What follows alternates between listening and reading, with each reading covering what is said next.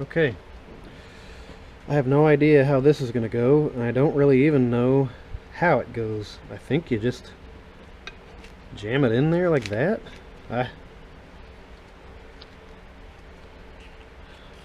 Seems like there's some rubber casting flash inside there, but it might not matter. So a lot of people say soak this in warm soapy water, and the soap helps make it go in, and of course it being warmer makes it more pliable. But I just put it by the stove so it's nice and warm, and I guess I'm just going to use some of the Whiteline lubricant. I mean, I don't know.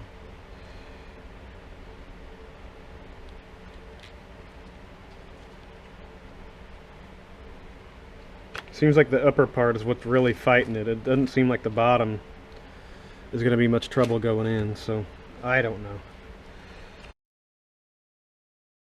I can already tell you by looking inside there that this dimension here, in fact you can see where it was pressing against the grease, it's pressing against that part. So if I could just get this little lip that's in this up over that, I think I'll be golden, but I don't know if that's going to be possible or not.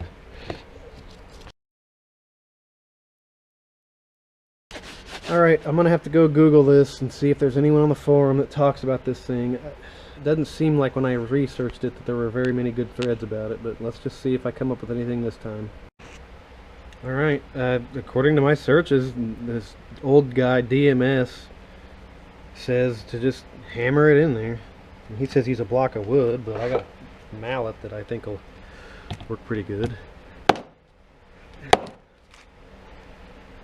Sure doesn't seem like that's going to go.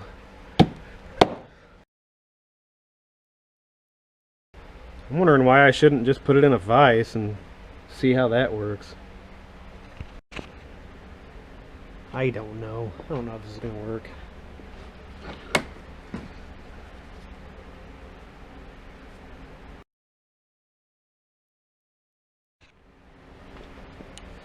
Alright, I did it.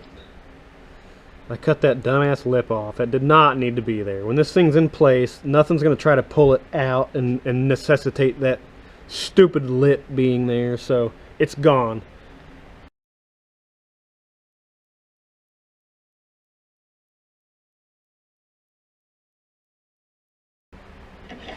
It's like pushing the rubber off of the inner metal part.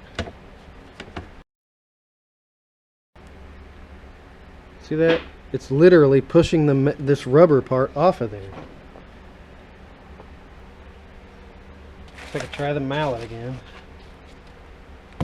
Oh,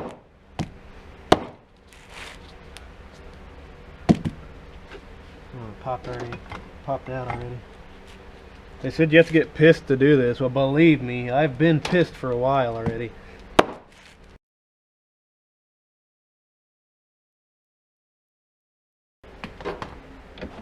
Obviously, as soon as it hits the rubber, it just starts pushing the rubber straight back instead of going up in there. I didn't see anyone else have this trouble, but the trouble I'm having is the insert is hitting the front of this rubber part up here, and it's just pushing it straight back and literally separating it from that metal part. So I don't know. I'm gonna bevel this rubber too.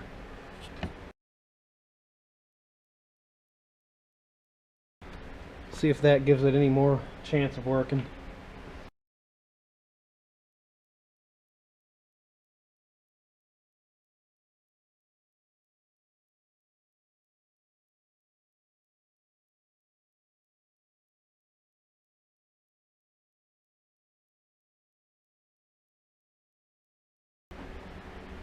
You can see the other end of the poly up in there, so. But yeah, I guess that's it. That looks a little suspect right there, but maybe I can hammer on it more.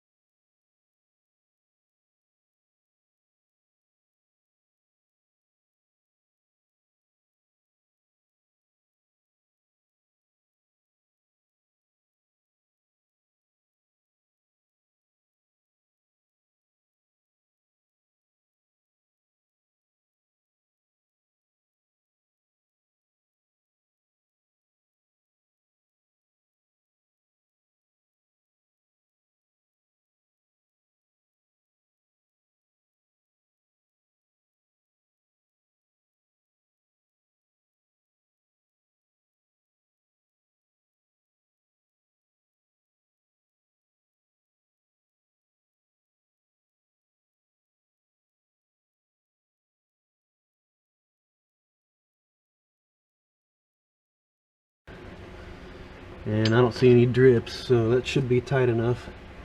But I'm gonna just keep an eye on it, and I recommend you do the same.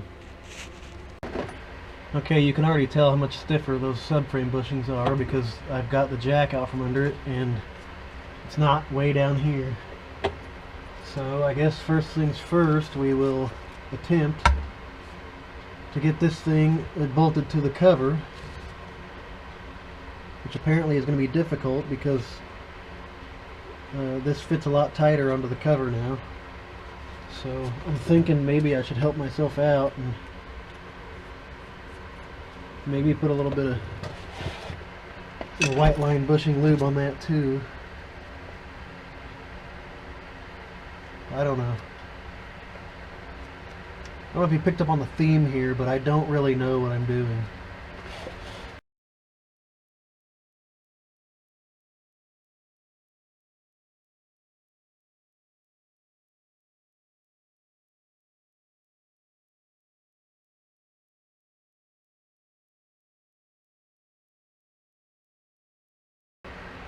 Alright, looks to me like the whole thing needs to go that way, unfortunately, and I've got both bushings torqued, so I don't know quite how this is going to go. Alright, so over here on the other side, I hope you can see that's the scribe mark, and that this whole thing needs to go that way. And I couldn't really think of any way to pry on it, and so my idea was to put the bolts in on that side and pry against this thing, against the head and the mount, and it seems to, for instance, if I put that right there, I can at least do something.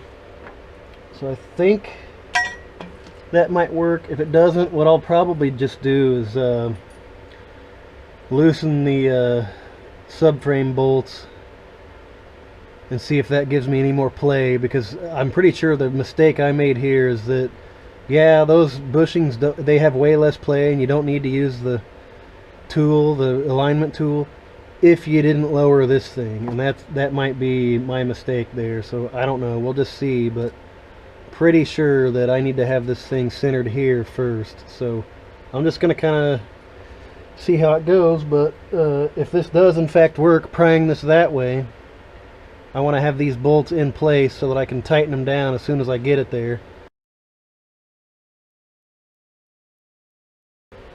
Anyway, I'm not going to follow the factory spec, which is too high. It's just like these end links. They say to do them to 70 foot-pounds for these tiny little bolts back here. That's insane. I don't know why there are so many mistakes in the manual, but I think that the spec for these is 26 foot-pounds and then 60 degrees or something like that. Well, I'm just going to follow the No Thubert J. Farnsworth recommendation to use blue Loctite and torque these to 25 to 30 foot-pounds.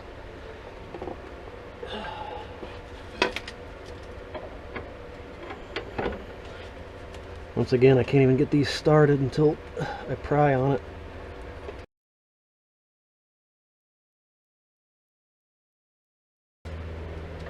Alright, so now I've got both of the bolts on this side threaded in relatively tightly. Let me flatten the... there we go. That'll give me something to pry against, I hope. Let me see if that's even gonna work. Yeah, I think this is gonna work.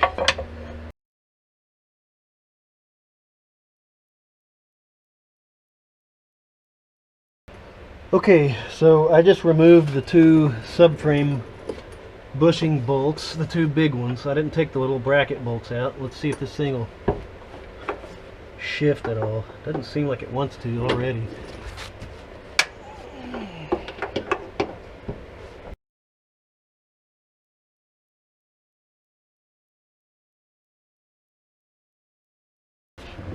Alright.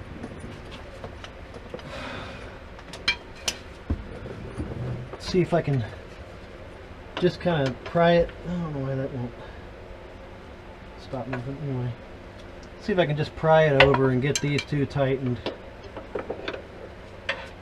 but also looking more square than that, because this doesn't really.